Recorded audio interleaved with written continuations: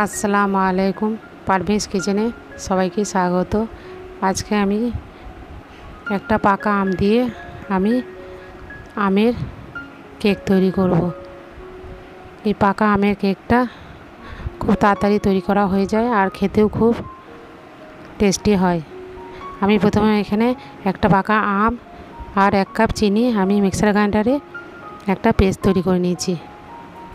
এবার আমের কাতটাকে আমি একটা বড় পাত্রে ঢেলে দিলাম। এবার এর মধ্যে আমি 1 কাপ ময়দা আর হাফ কাপ গুঁড়ো দুধ দিয়ে দিলাম।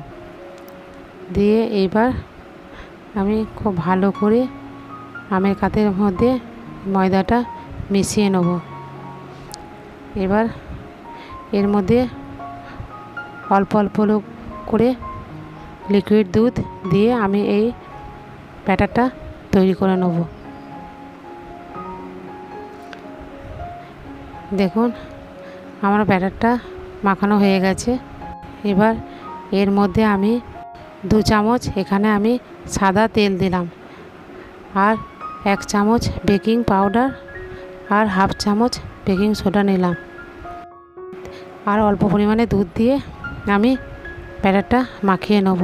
খুব ভালো করে মিশিয়ে নেব যেন কোনো গুটলি না থাকে। এবার একটা পাত্রে আমি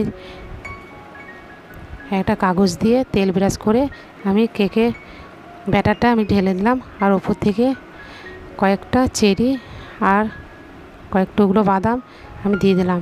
এবার গ্যাসের উপরে একটা স্ট্যান্ড বসিয়ে একটা পাত্রে আমি কেক টিনটা বসিয়ে দিলাম। দিয়ে ওপর থেকে একটা ঢাকা দিয়ে দিলাম। দিয়ে 45 মিনিট পর দেখুন আমার কেকটা কত সুন্দর হয়েছে, কতটা ফুলেছে।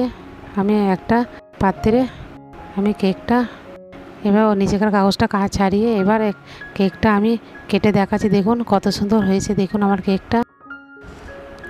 আমার রেসিপিটা যদি ভালো লাগে তাহলে লাইক, শেয়ার, কমেন্ট করবেন। আমার চ্যানেলটিকে সাবস্ক্রাইব করবেন আর আপনারা বাড়িতে একবার ট্রাই করবেন। ভালো থাকবেন।